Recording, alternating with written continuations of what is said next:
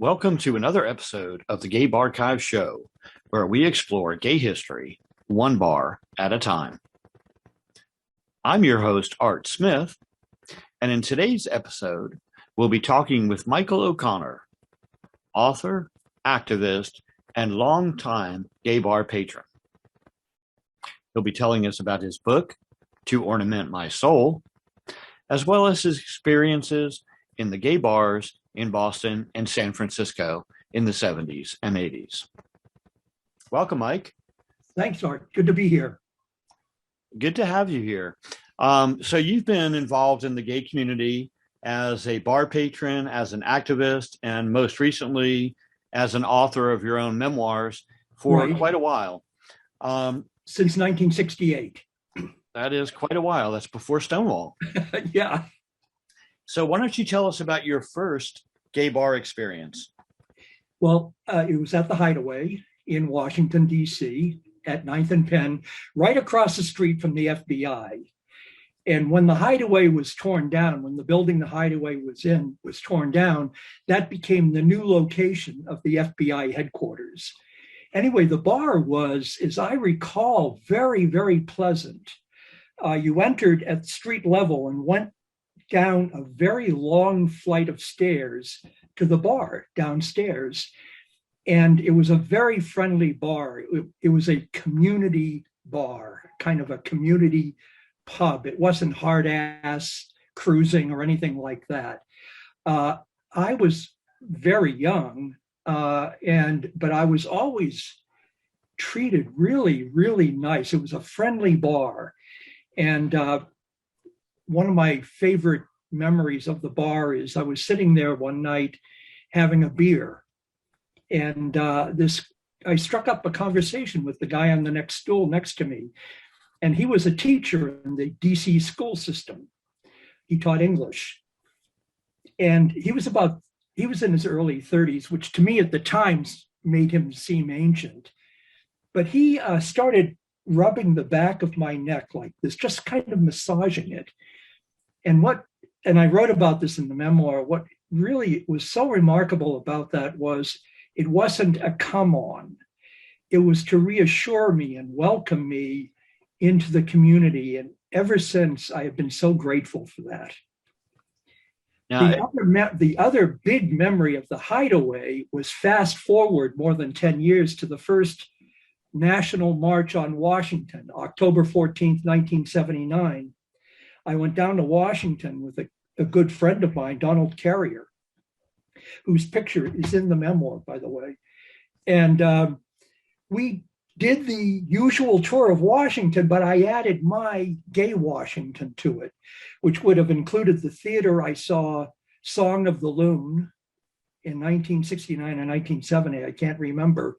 Some of the gay bookstores, which were, of course, pornography, on H Street. And finally, we ended up at the Hideaway as we made our way back to the mall, which is where everybody was gathering together for the march. We went into the Hideaway, and I was able to show Donald the bar I came out in, which is a really special memory. Yeah, I think they are for all of us. And that's what I'm finding more as I do this project. More and more people get really emotional about talking about, the very first gay bar that they went to. Well, when I took Donald into the Hideaway in 1979, I burst into tears. Well, here's an ad for the Hideaway, by the way. Can you see it? Oh, yeah. Louis' Hideaway. I don't have any official memorabilia from the Hideaway, unfortunately. I was living at home at the time, and I couldn't exactly carry gay memorabilia home. But this is an old ad in a newspaper that I saved. Well, not only that, but back in those days, I didn't come out till about 10 years after your first experience. Yeah. But at that time, a lot of gay bars, as you said, were kind of clandestine. The Hideaway was downstairs, kind of like a basement bar kind of thing. A lot of them did not have windows on the street or signs outside.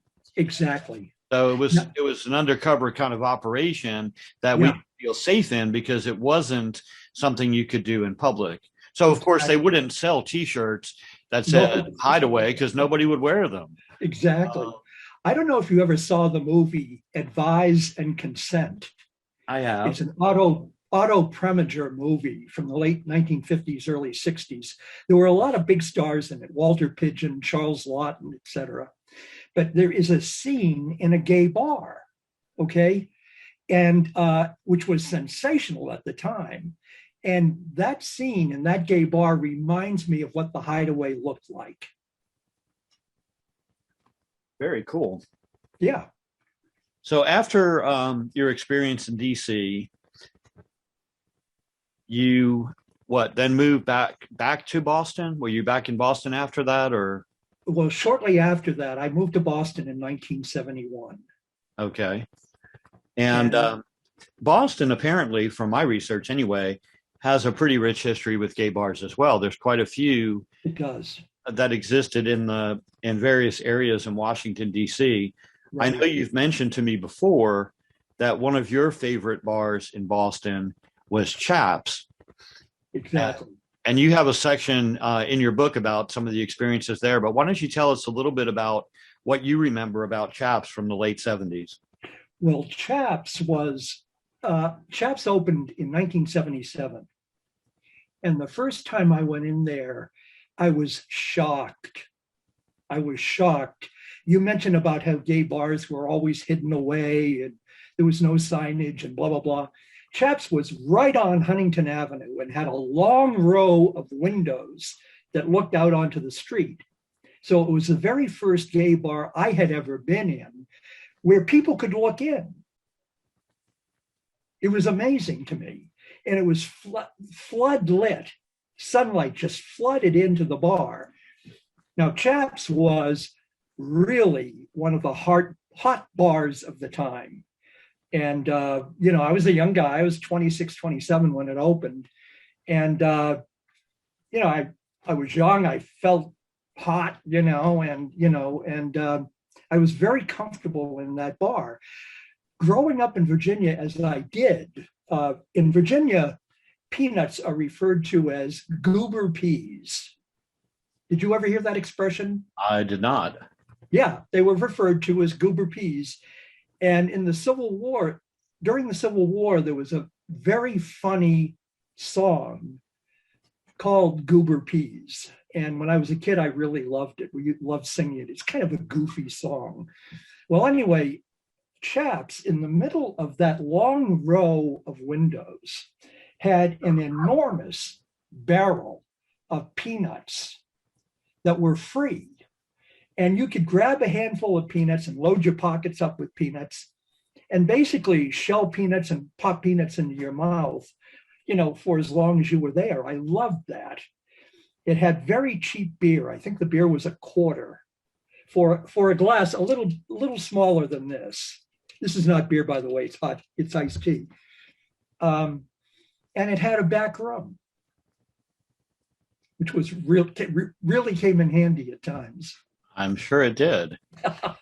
I think I mentioned to you previously, the first bar that I ended up documenting for this project, it kind of wasn't even a project at that point, was a bar called Backstreet in Atlanta. Right. In the course of doing some research on their history, I discovered that their family had also owned a gay bar in Boston, which opened in the 60s. Mm-hmm. And it was in the Park Square area. Yeah. It was called the Punch Bowl. Yeah. Do you remember ever seeing that bar at all? Or no. My lover, Christopher Hale, and I were together for 42 years. And he loved taking me around Boston when we first met. He showed me where it was. And he was the one who told me that was a very favorite hangout of Judy Garland when she was in Boston. And there were several other old bars in that general area, the Park Square area.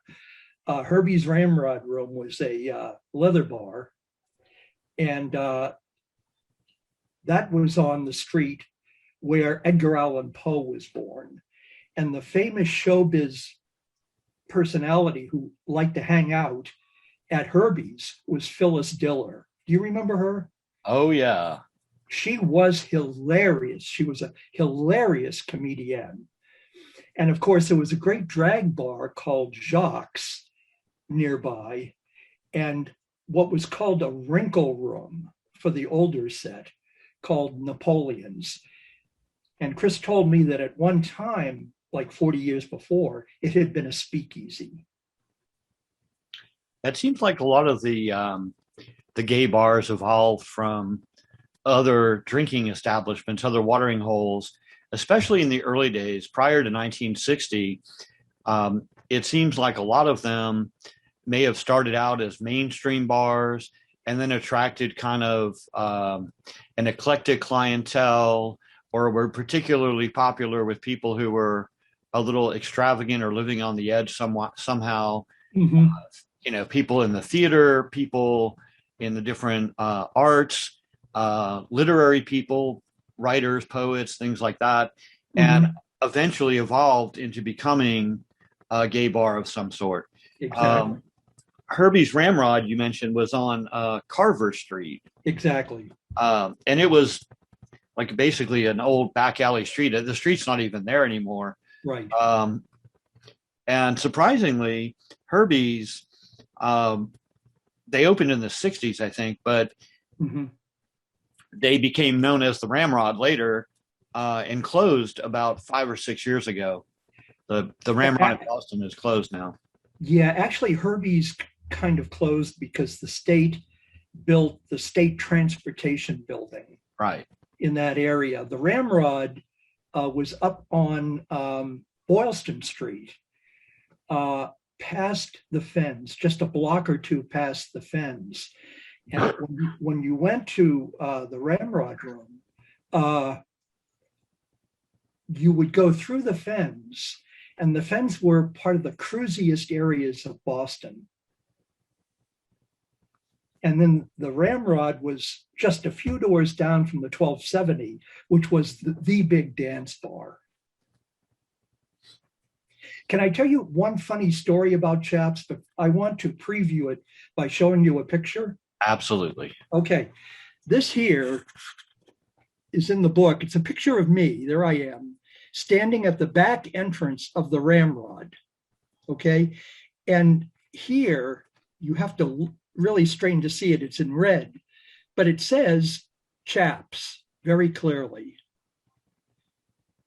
So the bar announced itself, okay, as Chaps on one side, and on the other side of the bar had a very long row of windows. So everybody knew it was a gay bar. Now, this picture was taken right after the great blizzard of 1978, Art, that you enjoyed so much, remember? Yeah, the one that scared me out of Boston forever. Exactly. Well, I'm the opposite. I love snow, okay? And this was right after the great blizzard, and he took this picture, and then we went into the bar, which was mobbed, okay? Well, Boston was under some sort of emergency proclamation because the grocery stores had been completely stripped of people who were freaked out about the emergency. And the National Guard was called in by Governor Dukakis to basically stock the grocery stores.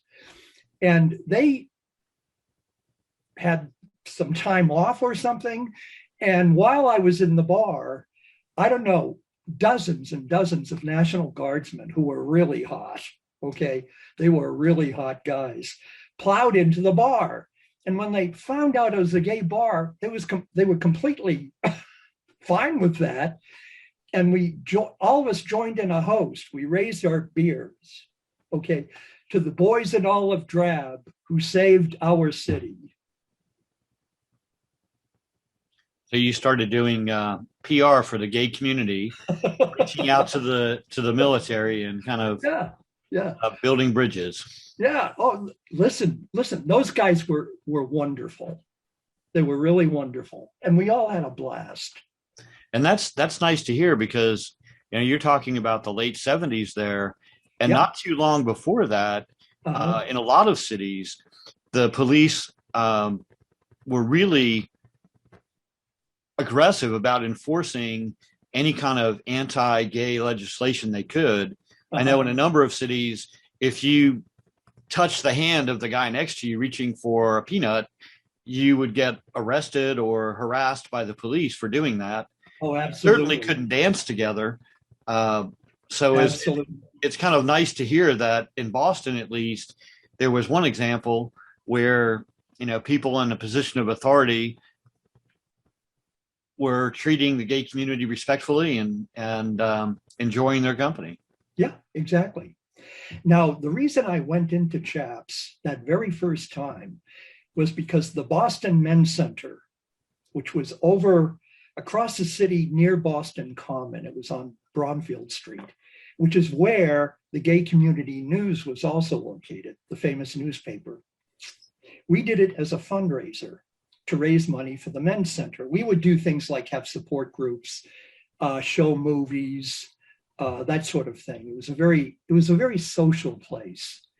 And to advertise the event, somebody came up with this poster, which I helped put all over town, which to this day I think is one of the sexiest posters I've ever seen. It's this here, two guys in denim with, of course, the hanky code showing the fundraiser at CHAPS. I treasured that. And here is, CHAPS had this is the sort of thing I would not have brought home from the hideaway, but I was able to save the matchboxes from CHAPS. Now, a lot of the logos that I've researched over the past couple of years, I've been able to discover because of matchbooks. Surprisingly, there weren't as many ads, and certainly the ads and the publications from back in those days were generally not things that people saved. But there are a lot of people who collected matchbooks from the different bars they went to. And one thing a lot of younger people don't realize is the purpose of those matchbooks, in addition to the fact that probably 90% of the people in the bar smoked. It was an inexpensive advertising method, but it also allowed you to have a place to write a trick's phone number. If you met a guy in a bar, you got it. Some of them were even printed with, you know, little messages that would say name, rating, whatever, so you could remember who they were and be able to call them back. Because of course nobody had cell phones then either. Exactly. So, and Art, I think what you just said is so important, because I spent my career as a professional librarian. And I think that what you are doing, Gay Barchives, and your work is so important in documenting and archiving the social history of our community, which I think is incredibly important, because I think gay liberation and Stonewall in the years since has accomplished one of the most successful social movements in history. I thought when I started out in Washington, D.C. in 1968, that basically I would be sitting in bathroom stalls at the Greyhound bus station servicing men. I thought that was going to be my life. And I ended up a librarian at the medical library at Harvard University and then at Mass General. So, and also enjoying a very loving relationship with my spouse of 42 years. So I think gay liberation, what it accomplished for what I call the Stonewall generation, that's the subtitle of the memoir, is just monumental. And what you are doing is helping preserve that history. And I just want to thank you for that. Well, you're quite welcome. It's become a labor of love. I've reached out to all kinds of different people in all different walks of life to tell their stories, because you never know who's going to have the story that resonates with someone or that, you know, triggers someone else's memories. It's not just the people who owned the bars. It's not just the celebrities who were around at that time frame. Every one of us has memories that capture the essence of what gay life was like whether it was in the 60s or the 70s or the 80s, even into the 90s, a lot of that history from the social perspective, from the bar side, has not been recorded. People always record, what the activists did, where the March on Washington was, who was involved in Stonewall. The political events have gotten a very large body of work kind of attributed to what they did. But a lot of people don't realize that, like you were saying, in the late 60s and 70s, the gay bar scene was our safe havens. It was our community centers. It is what allowed things like Stonewall to evolve into the gay rights we have now, because it's the only place we could get together and, meet like souls and exchange ideas and build the kind of organizations that we have now.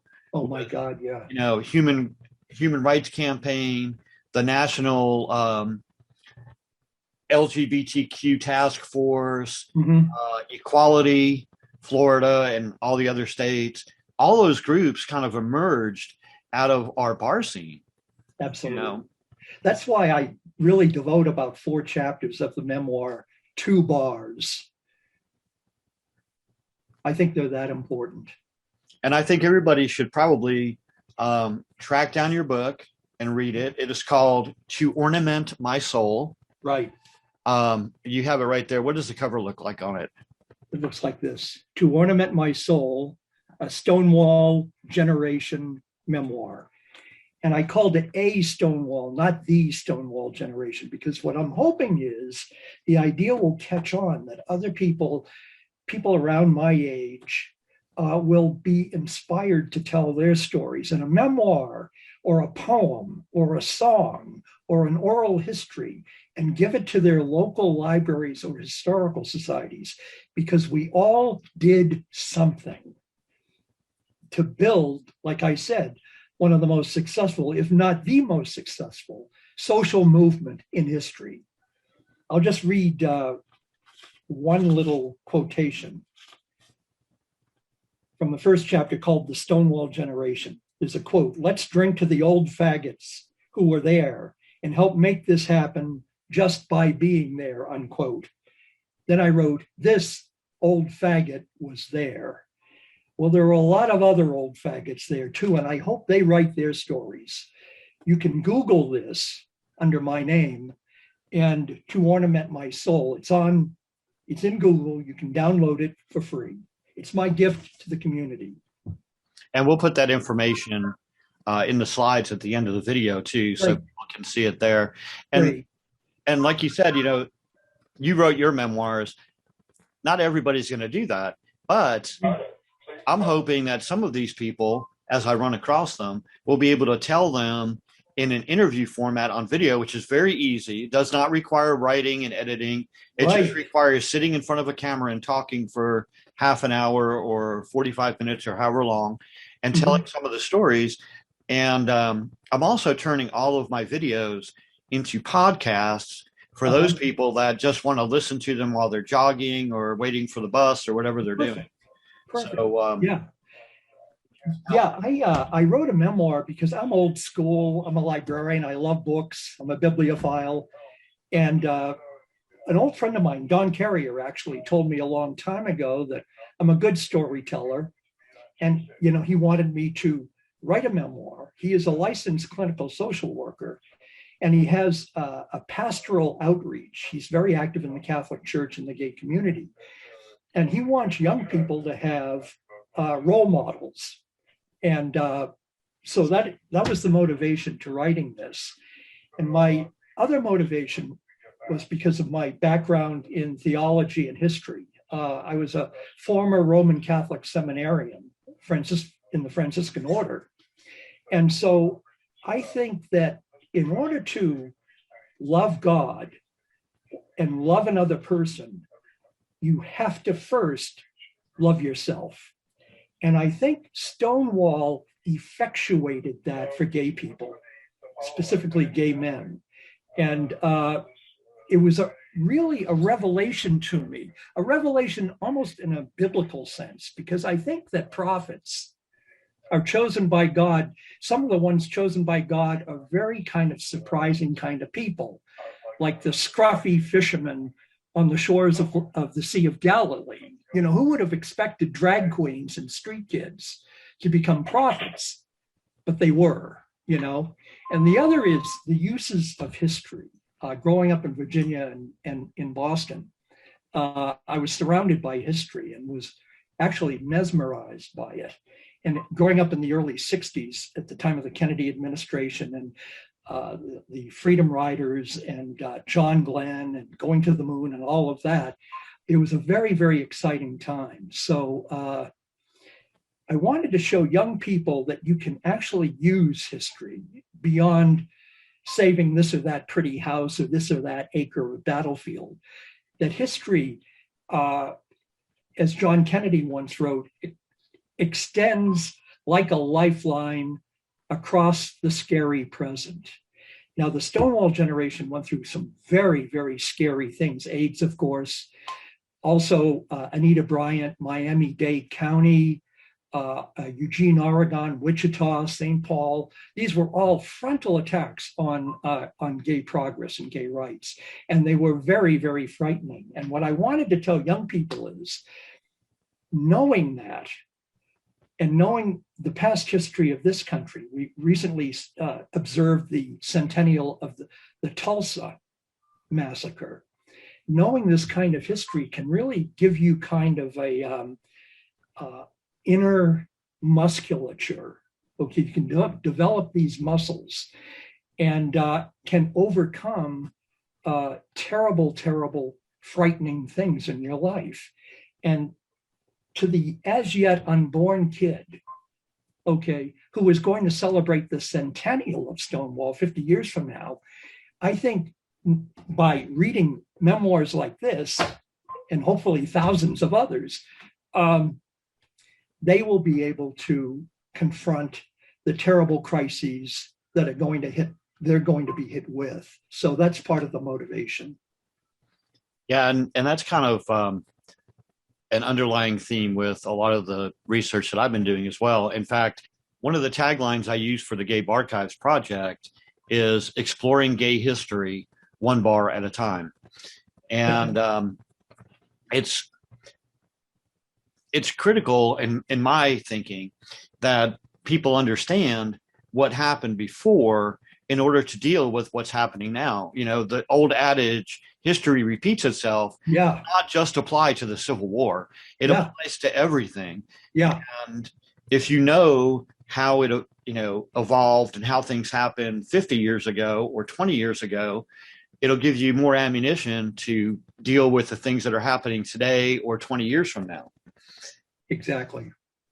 Now, when we spoke earlier, I know we've talked a lot about some of the clubs in the Boston area, and of course your first club in Washington, D.C. Mm-hmm. But it seemed like you have a particular passion for a club that you spent some time in during your brief visit to San Francisco. Why don't you tell us a little bit about the Cave from 1981 and some of the other experiences in that whole Folsom Street district at that time? Sure. Actually, I spent the whole summer of 1981 in San Francisco. I stayed at some place called the Folsom Street Hotel. And I'll show you a picture of that. Here's the card for the Folsom Street Hotel. That's me, by the way. And here it is. This is me with my best buddy at the time, Larry. And you see 1082 Folsom Street. And on the other side of that sign, it says the Folsom Street Hotel. And this was on Folsom near 7th Street, if you know San Francisco. And when I would go down Folsom and went up 7th towards Market Street, on that first block, that is where Mr. S. Leathers was once located, and that is where I bought my leather jacket the very first day I arrived. And across from Mr. S. Leathers was a place called The Cave. Now, in 1981, I went to my first and only gay pride parade, only so far, gay pride parade in San Francisco. And I was at City Hall, and I was very familiar with San Francisco by then and very comfortable there. And while I'm just kind of looking around and enjoying the crowd, I heard a very familiar voice. The year before, the poet Tom Gunn, Thomgunn, read at Harvard, okay? And I liked his poetry. I owned all his books, and I knew from the newspaper interviews, etc., I knew that he was a Leatherman. But I had, when he read at Harvard, of course, he was in a suit and tie. And so I heard a familiar voice at City Hall in San Francisco, turned around, and there is Tom Gunn. And he was breathtaking in full leather. Okay. He was this big, beefy, affable English guy, just my type. Okay. So he and I got talking. We got on like a house on fire. Okay. And so we left the parade. We started to go back to Folsom Street. And, one thing led to another. And he found out, that I had applied for a position in the cave as a bootblack. Okay. Now, why are people attracted to boots? There's a T-shirt I've seen. I've never owned it, although I would love to. And there's a picture of a pair of boots, and then it says, "It's a boot thing. You wouldn't understand." So I can't explain why it's such a turn on, being a bootblack, servicing boot, etc. But it really is. If you're into it, you're into it. And Tom wanted to take me to the cave when he found that out. Because when you entered the bar on the right, it was a very long bar, a typical bar. But towards the back of the bar, you had to go up 4 or 5 steps to get to the second level of the bar. And underneath that level, there was a row, like a prison, of cells. There were iron bars, and there was a crossbar on the bottom.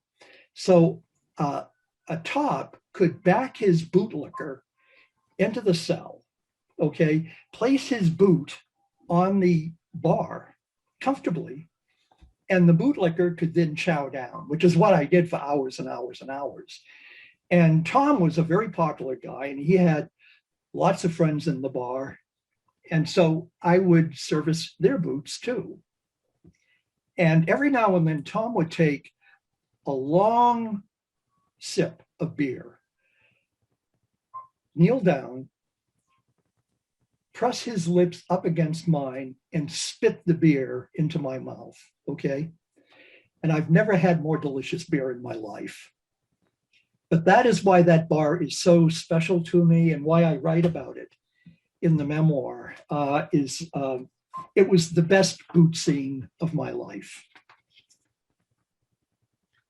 So that experience, being in San Francisco in 1981, summer of 81, that was less than 3 years after Harvey Milk had been killed. Yeah. So was there any particular energy that you felt in San Francisco as a result of that? Did it energize the community, or what? Yeah, let me bring one thing up here if I can find it. Here. In 1979, the year of the White Night riots, Chris and I went to the Castro Street Fair. And here is the poster from the Castro Street Fair in 1999. It says, the annual Castro Street Fair, and then the date. Tribute, down in this corner, down here, tribute to Harvey Milk. This is one of my treasures, because you can see the beacon of light coming out of his head. Because Harvey, of course, I think, was a prophet. And of all the historical figures of the 50 years since Stonewall, in my humble opinion, he's the greatest historical figure of them all. And here is the Castro Street cap. It's a paper cap. I wore that for the Castro Street Fair that year. Yeah, Harvey Milk's legacy is pretty amazing. In fact, I'm going to be interviewing somebody later this week who is involved in a lot of gay public relations, and she's been around the gay scene for a long time. And we were talking about one of her new clients, who is Stolichnaya Vodka. And a few years ago, Stoli has committed itself to supporting the gay community and trying to be a more integral part of Pride events and other LGBT charities and organizations. And a few years ago, they did a Pride Month bottle that was featured a Harvey Milk design on the vodka bottle. And they've done, I think, one or two more since then. But this year, they announced that their 2021 design for Gay Pride is another Harvey Milk design. It was done by, I think, a Brazilian artist who did this great mural. And it's going to be available for global release, not just in the US, honoring the legacy of Harvey Milk. And, you know, it's just really kind of impressive that out of all the people and all the things, so many companies just slap rainbow stripes on a bottle or, you know, whatever. They're actually trying to be conscientious about what they're representing. And they've chosen Harvey Milk twice, which says a lot about, you know, how he impacted our community and not only in San Francisco, but across the country. The United States Navy is shortly going to commission a ship, and it will be known as the Harvey Milk. It's amazing. And having grown up in the military, I grew up in the Marine Corps. I would love to get one of those caps, something that would say USS Harvey Milk, excuse me. Oh, maybe they'll make them available. I would love that. There. So, the other bar, Art, on Folsom Street that I really, really liked was called The Cauldron. And here is my membership card from The Cauldron. Look it up. Can you read it? You're down a little bit low on the screen. How's that? Up. You need to go up. There we go. Okay, yeah, The Cauldron. Okay, and can you read my name? Sort of. Maybe. Okay, yeah. Anyway, I bought that card because I was staying at the Folsom Street Hotel, and I became really good friends with this guy. His name was Chip at the Folsom Street Hotel. And Chip was kind of he did everything at the hotel. If a light bulb needed changing or a floor needed washing, he did that. And I really, really liked him. He was a leather man. And Chip was the first person to show me the new marvel of the year. And that was called video. I had never seen one before. And he had a very large collection of gay pornography on video that we enjoyed, of course. And he told me that the big Folsom event, the summer of 1981, was going to be called the Sleaze Party. Okay. So that was the big event of the year. And Chip and I went to that party. I had to get a membership. So we went to that party. And what we did at that party was we checked our clothes at the door. I'm told you can still do that. And so I attended that party in my boots, cowboy boots. jockstrap, a United States Marine Corps utility cap, and bar vest. And the party was great. It went on for hours when all of a sudden, now remember, I grew up in the Marine Corps, right? And around 1 or 2 o'clock in the morning, 2 busloads of Marines from Camp Pendleton poured into the bar. And I write in the book, and then the cauldron got a hell of a lot hotter. It certainly did. Now, your summer of '81 in San Francisco, obviously you were focused on the Folsom Street area. Did you feel comfortable though in other areas like the Castro and so on when you were out in Leather, or was that still kind of a not fully accepted situation outside? Well, no, I felt very comfortable. I felt very comfortable. My preferred quote unquote look was not full leather. It was a combination of black leather jacket, brown cowboy boots, denim, and Marine Corps, like a Marine Corps cap, utility cap. I always felt really comfortable with that combination. To tell you the truth, I felt handsome, okay? And, it attracted the kind of guys that I like to have attracted to me. Right. So that's what I would wear all over the place, all over San Francisco, including the area out by the Golden Gate Bridge, along the Pacific Ocean, called Cliff House, which I really enjoyed going out to for the views, and the views of the Golden Gate Bridge were spectacular.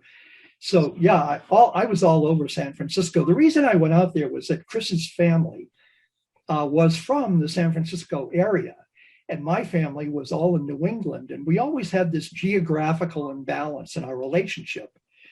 And he wanted me to try it out to see if I would like living in San Francisco. And I love San Francisco. I love visiting San Francisco, but I just could not live there because, as I said earlier, I love the Four Seasons. I love snow. So I just decided I can't live here. And you went back to DC. Went back to Boston. Yeah. Now, when you got back to Boston after being in San Francisco for several months, yeah, did you have a different perspective on the club scene in Boston after you'd been exposed to San Francisco's debauchery and openness? Yeah. Well, it's amazing you asked that question because I was sitting in the lobby of the Folsom Street Hotel with some buddies, watching the news in July of 1981, when we heard of this really curious, odd thing called gay cancer. It was the very first report coming in of AIDS. And I write about that in the book. That is, of course, like for every other gay man on the planet, that was a very painful experience. And I think it was important to talk about it in the book for the sake of history, for the sake of that, like I said, that as yet unborn gay man 50 years from now, who may be confronting a similar difficulty, painful experience. And so that I go into some detail. The other reason things changed so radically for me was that I was becoming very dissatisfied with my life, with the habitual promiscuity was, to tell you the truth, it was becoming boring. And, I was not getting anywhere professionally in my work life. And I needed to make a radical change, which I did shortly after coming back from Folsom Street. Now, I learned about AIDS about the same time. Of course, at that time, as you said, it was either referred to as gay cancer or GRIDS, yeah, related immunodeficiency syndrome. Exactly. it was on later, I think in the mid 80s, when it actually got the name AIDS and HIV. And even still, a lot of media outlets and, of course, conservative spokesmen would use GRIDS or gay cancer because they wanted to lay it fully and squarely on the shoulders of the gay community. Oh, yeah. But, I know when I first heard about it, I was living in Nashville, Tennessee at the time. And a couple of years later, I moved to Atlanta, like early 83. And in both of those cities, even though we were aware of the existence of AIDS, it was not particularly taken seriously by a lot of the community. Whereas I think in San Francisco and probably New York City, it was a little bit more serious because it had more of an impact. That's where we were hearing the cases coming from, was from San Francisco bathhouses, from New York City bathhouses, not so much from the center part of the country at that point. Did you find that to be true when you went to Boston, that there was a different attitude about HIV? There was an attitude of denial. When people hear bad news, one of the first reactions is denial, including me. I denied it. Also, I did not want what I call the bacchanal of the 1970s to end. Okay, it took a lot of really bad news to hit for me to process. The author Larry Kramer, you've heard of him, right? Absolutely. In fact, he is also a fan of the word faggots. Yes, he wrote a book called Faggots. I have it. I love it. And that's why the first sentence of my book, this old faggot was there. I've always loved that word, okay? Now, Larry Kramer, in a publication called The New York Native, wrote an article early in 1983, in the late winter, early spring of 83, called 1,112. And that is how many cases of AIDS there were at that point. And it was horrifying to me because I very well knew what my sexual past was. I very well knew what the sexual past of all the other guys I had sex with, okay? Promiscuity was just a given. My lover and I didn't even talk about it. It was a given the day we met, okay, that I was an extremely promiscuous gay man, okay? So when you think in terms, okay, I tried to total up the number of partners I had by then, which was roughly 2,000.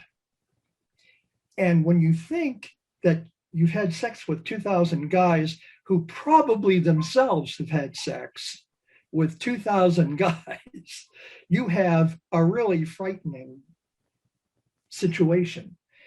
And when Kramer wrote that article in early 83, we knew nothing for sure medically. And we knew the government wasn't going to do anything, the Reagan administration. So in the memoir, I spell out what I did under those circumstances. Yes, it was definitely a different time. We had just come out of a period of time where the birth control pill had been introduced, I think, in the 70s. So in general, society was more liberal sexually than previous generations. Mm-hmm. And on top of that, we had the Stonewall situation and the expansion of gay awareness and opening more gay clubs, and the disco environment, which entailed a lot of drug use and alcohol. And all those factors together kind of brought a level of promiscuity to not only the general population, but particularly the gay male population at that time.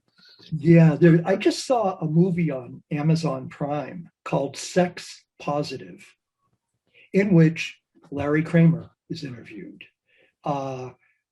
Richard Berkowitz, who wrote the very first book on safe sex, and his friend Michael Callan.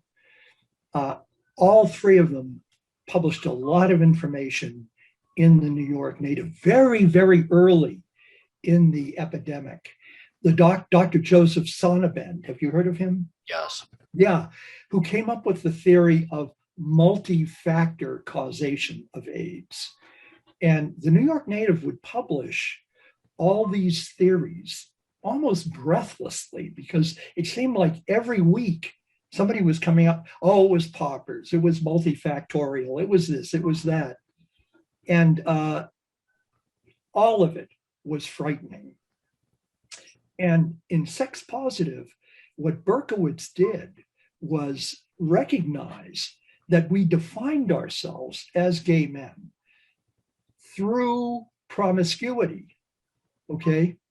And what he wanted to do was create a way of enjoying sex, but doing it safely. And basically what that came down to was condoms, which prevented the exchange of bodily fluids. And I'm really happy that that movie, well, it's kind of old now, it's like 10 years old, but again, work is being done on that aspect of the gay, of the history of Stonewall, that these men, very courageous men, Richard Berkowitz, Michael Cowan, Larry Kramer, and on after that. The list of heroes is extremely long in that struggle against AIDS, and that's what they were. They were heroes, and I would really recommend the movie Sex Positive for anyone interested in that aspect of gay history.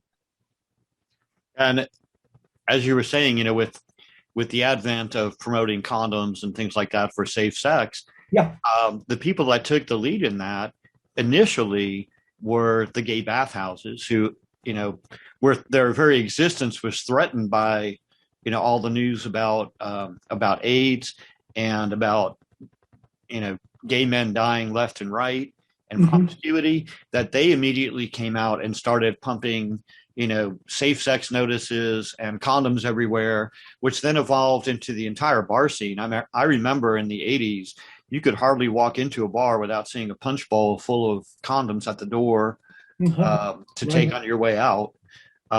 So again, the gay bar scene and the social scene in general, I kind of group bathhouses and other establishments like that into this whole project, because they were equally as important in the socializing of our community back then. Obviously a lot of men went to gay bathhouses and sex clubs, not to drink, but to meet other gay men and have sex. Yeah. And so they all played an important part in the role of our evolution to where we are today. I'll show you 2 membership cards I have for sex clubs on Folsom or near Folsom. Here's the Glory Holes right here. And then I was also a member of the Folsom Street Club called Cornholes. I wonder why they called it that. I don't know. It must have something to do with that redneck game, pitching beanbags onto plywood boards. I don't know. Yeah. Either that or it's a reference to Beavis and Butthead. Who knows?